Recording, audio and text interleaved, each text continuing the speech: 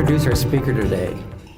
Her Twitter account lists her as an actress, producer, entrepreneur, philanthropist, wife, mother, daughter, and a nice boss. Her kids, however, use other words to describe her, words like cheesy, fruity, corny, and a tad bit salty. Denise DuBarry has an uncanny sense for catching a wave way before most of us even make it to the beach. If you look at her Facebook profile, you'll see that she owns Caswit, a direct marketing company which promotes secrets of training the perfect dog, her pet project about dog training to keep people and dogs safe, Burkham Yoga Plus, the premier yoga studio here in the Valley, a Secret Beach Organics, an organic farm in Kauai that grows turmeric, and for fun in her spare time, because we all know that she has a lot of that, she produces feature films. Do It or Die, based on a true story shot here in the desert, in which she also starred.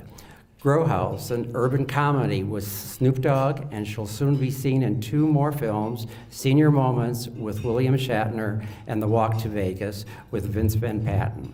She says that she likes to think outside of the box, and even her production company, Blue Moxie Productions, represents those thoughts. Blue for where the thoughts come from, out of the blue, and Moxie for the confidence you need to put thoughts into action. Please give a warm welcome to Denise DuBarry.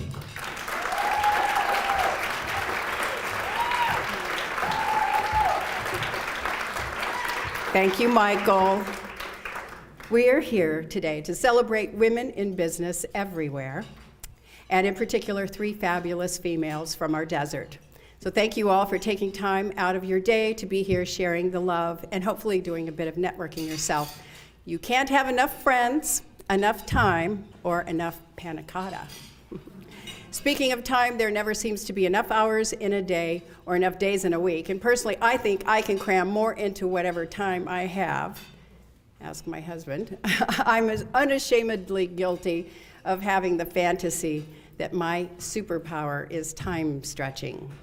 I don't want to be called Wonder Woman. Just make me the time stretcher. Give me more time. So anyway, I have something fun to share with you. My crazy production team cut together a short video of my typical morning.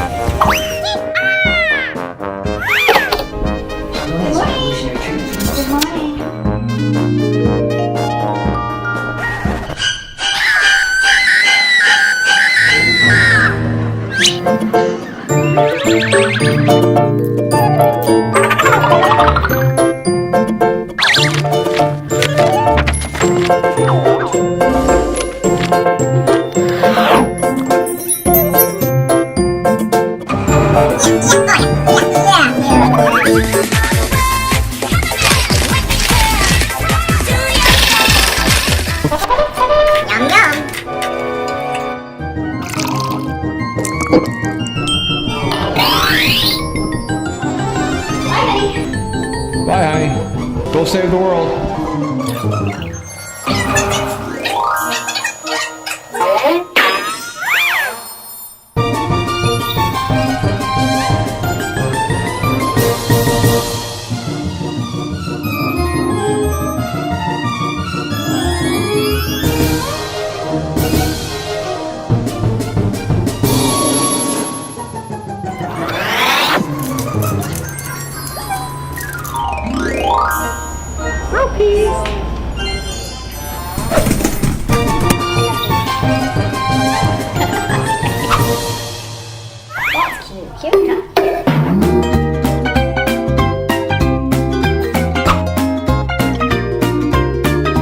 Hi, honey. What's for dinner? You're cooking, sweetheart.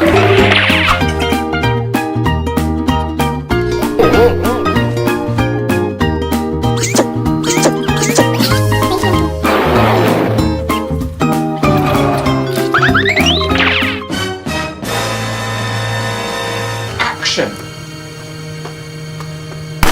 Get back to camp! What's the matter? Never seen a real man before?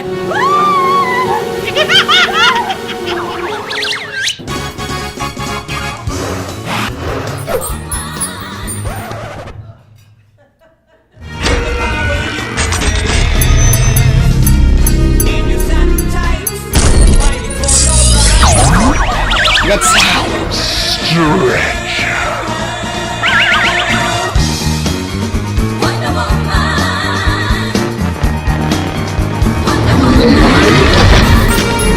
Now the world's ready for you. Now I'm like you. I can't wait for the nights with you. Imagine the things we do. I just wanna be loved by you.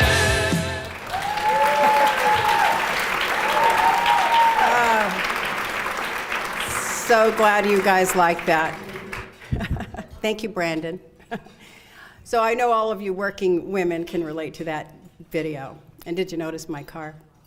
I've owned BMWs my entire adult life. I love BMWs. I heard that BMW is an acronym for Blonde Mama's Wheels. And this blonde mama needs the speed. Okay, so I'm really consternated about what I wanted to talk about today. I thought, what can I share with you all that would be meaningful? Challenges that I've met, like, overcoming the blonde thing. When you're blonde, women don't want to hear what you have to say about anything other than beauty tips, and men just want to have their tips. Well, let's keep this PG rated. I thought of sharing how to market to women. I've written and produced infomercials that have sold billions of dollars of fabulous products to women. So I thought maybe I could talk about how to reach the powerful female demographic, the power of the Percy. But I settled on the topic of change, mastering and embracing change, thinking outside of your box. And I don't mean your vagina. And I was dared to say that, so thank you for going with it. I love change. So before we get started on this topic, let's change our body position so that we're nice and comfortable. Can you all stand up for just a minute? Just a second. I know you're in the middle of eating, but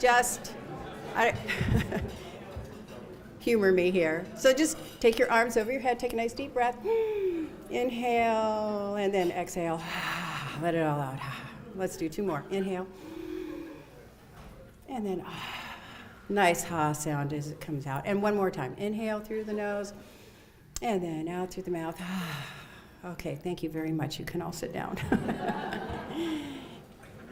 Deep breathing fills your cells with oxygen so that you're more alert, and it also changes your pH level to a healthy alkaline balance.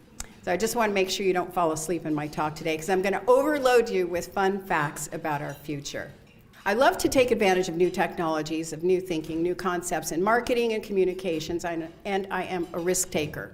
I'll give you a few examples of some of my prouder progressive thinking moments. In 1982, I co-wrote a sci-fi screenplay called High Tech.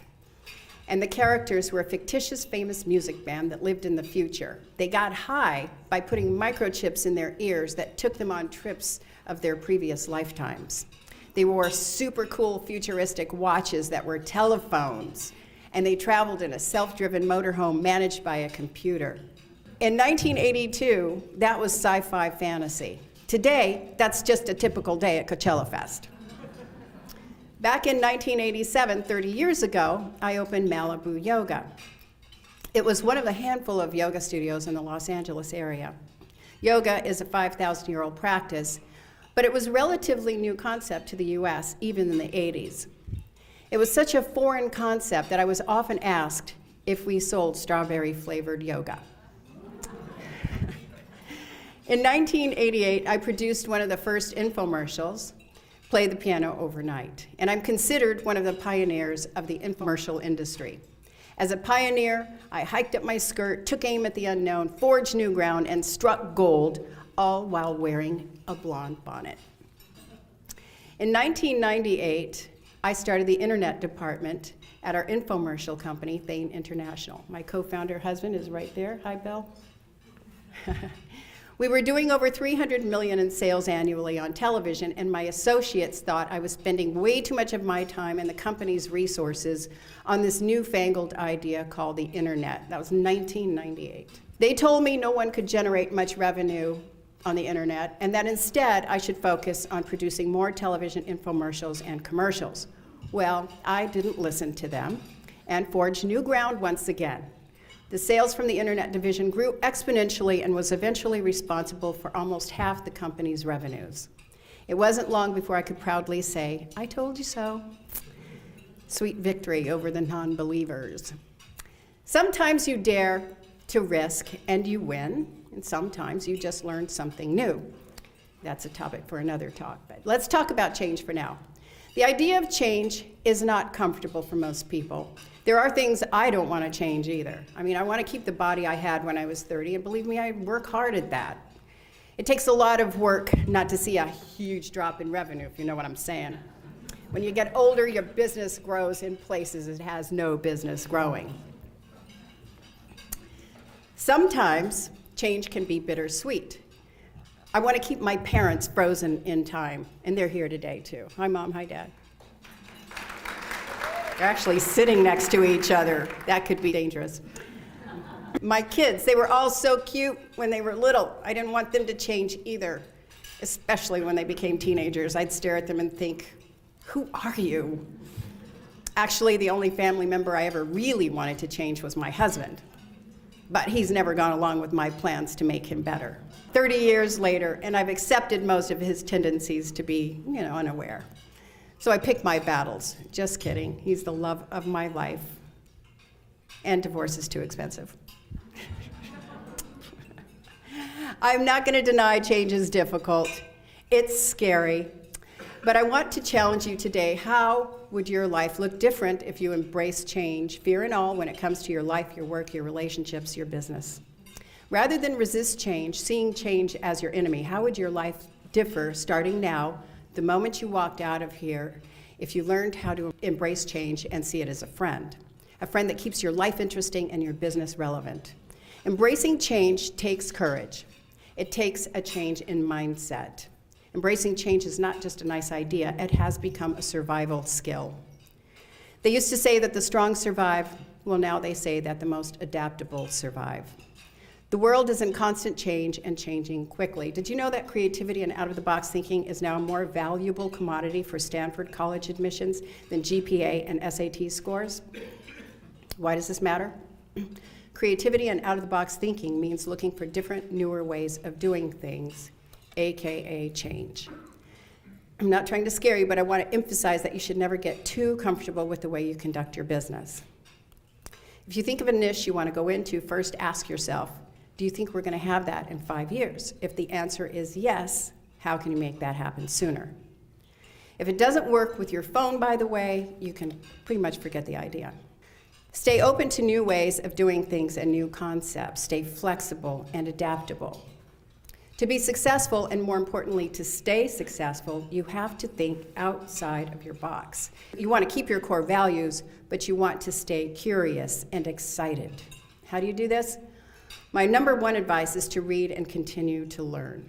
Stay on top of new technology specific to your business and some that may not be. Stay on top of new software and new ways to communicate and deal with your customers. We'll talk about this more in a bit. Did you know that we double the amount of human intelligence every 18 months?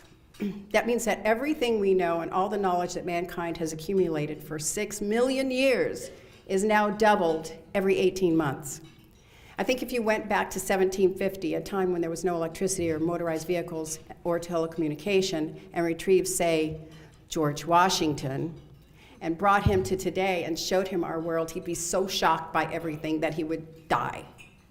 You would have killed George Washington and messed everything up, which got me thinking about the concept of how many years one would need to go into the future that the ensuing shock from the level of progress would kill you. I've read that there's actually a term for it, a die progress unit, or a DPU. And because advancement begets more rapid advancement, the trend is that as time passes, the DPUs get shorter. For George Washington, a DPU was a couple hundred years, which is outrageously short in the scheme of human history. But we now live in a time where things are moving so fast that we might experience one or even multiple DPUs in our lifetime. The old adage, if it's not working, don't fix it, well, I personally don't buy it. I subscribe to, if it's working, how can we change things to improve them? If you don't have this mindset, here's some real-world examples of what can happen to your business. In 1998, Kodak had 170,000 employees and sold 85% of photo paper worldwide. Within just a few years, their business model disappeared and they went bankrupt. What happened to Kodak will happen in a lot of industries in the next 10 years, and most people won't see it coming. Did you think in 1998 that 3 years later you would never take pictures on film again? The horse in the cartoon is having some fun with this concept. Last century, you replaced us with the horseless carriage. This century, you'll be replaced by the driveless car. So how does it feel to be almost obsolete? Loser. My friend Lee Rubin drew that. Anyway, software will disrupt most traditional industries within the next 5 to 10 years. Here are some examples of that. Uber, a software tool. They don't own any cars, but they're the biggest taxi service in the world. Airbnb, another software tool. They don't own any properties, but they're the biggest hotel company in the world. For you lawyers, you know what online legal help is doing to your business. And even with education is changing dramatically with all the free online education you can get. I love Khan Academy. You only have to know one thing. You can learn anything. Innovation will not stop. Someone, somewhere, is creating a new twist on an everyday product.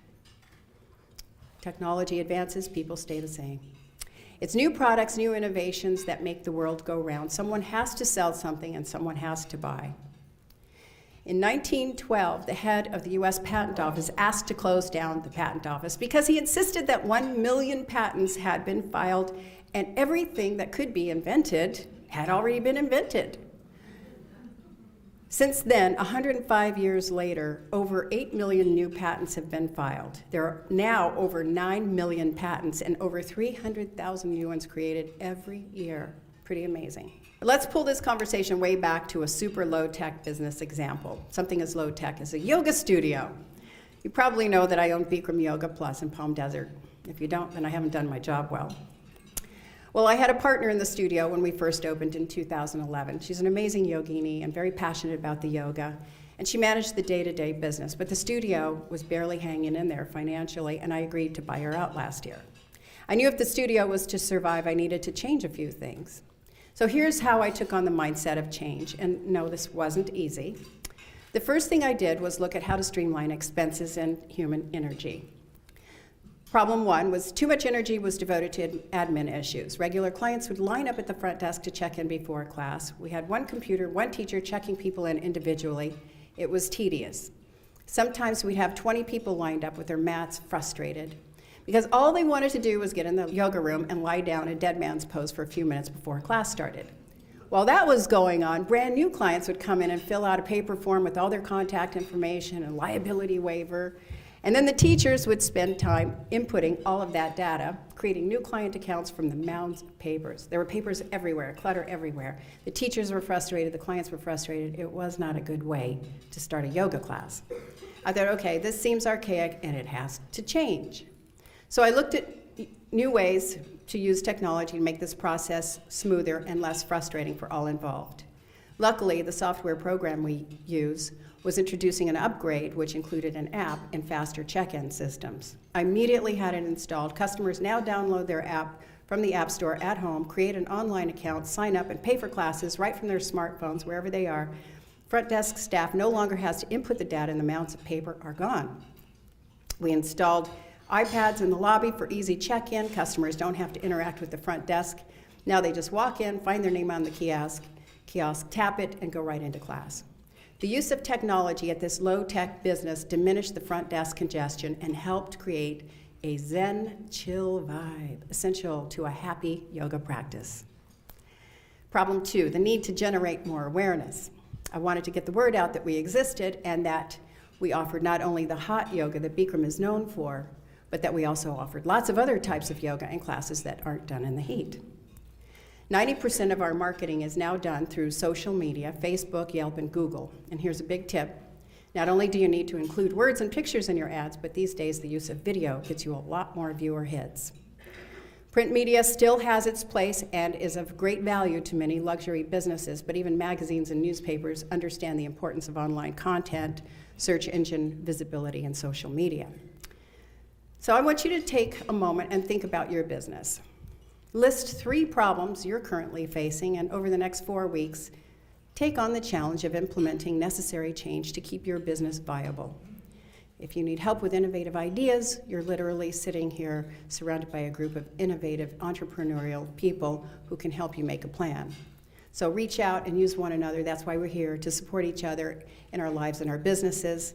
And you should all make sure to exchange business cards or add contact information on your smartphones. If you all want to take a minute and do that now, feel free. If not, I'm just going to keep moving ahead here. I have my business cards on all the tables, by the way. Go to yoga. Okay, so I'd like to talk about another subject that is near and dear to my heart, producing films and infomercials and how those industries have changed. Infomercial companies now produce infomercials and commercials to air specifically on small screens, iPhones in particular. Back in 1989, that wasn't even a thought. The only screens we thought about getting any entertainment or information from were the big screens in theaters and the big screens at home. Computer screens were only there to show you Word docs and spreadsheets. Now marketers, television producers, filmmakers have to think about the big theater screen, the big home TV screen, the iPad and iPhone screens, the smart watch screen, and virtual reality goggles. Boy, has film and television changed since I started acting in 1979. Back then, there were only 3 major networks. Everything was shot on film, and the rating system for actors was their TVQ rating based on Nielsen rating reports. I don't know how many of you remember that. Today, there are hundreds of channels. Everything's shot digitally, and actors are rated on imdb.com and their social media following.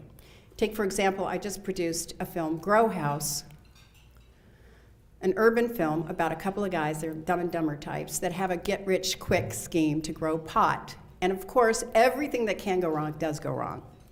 Lead actors D. Davis, Little Duval, and Snoop Dogg have over 72 million followers across their social media platforms. So you can see how a tweet or a post by these actors can generate some significant promotion in a project they're involved with. Matter of fact, we had over 2 million views of our trailer within 24 hours of a series of tweets from the cast. Yeah, that was amazing. So it can be overwhelming to think about all the change that is happening in our world.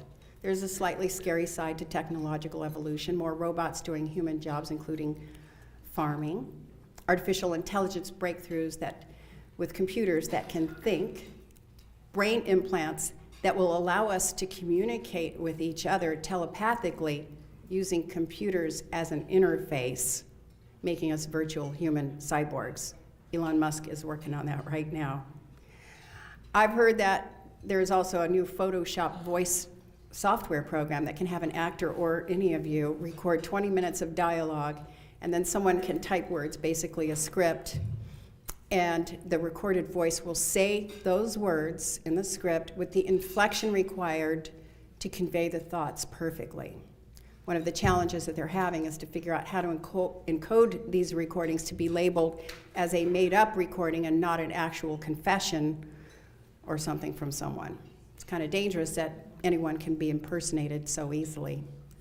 Unless you make me sound really, really smart. Well, then you can impersonate me all you want, but.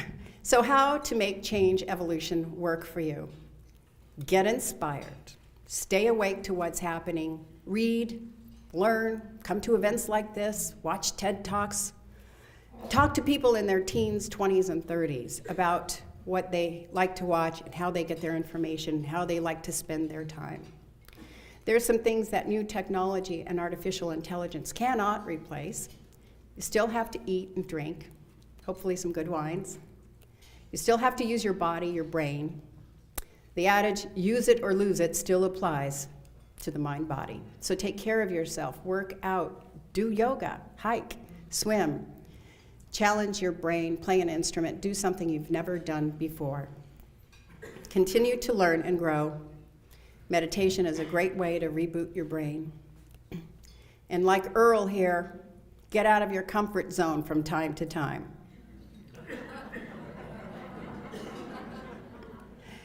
Nurture your soul by practicing random acts of kindness and give 10 hugs a day. It really works. These tips will help keep your mind calm and open to new opportunities that come with change. I'll end with a quote from Steve Jobs. The ones who are crazy enough to think that they can change the world are the ones who do.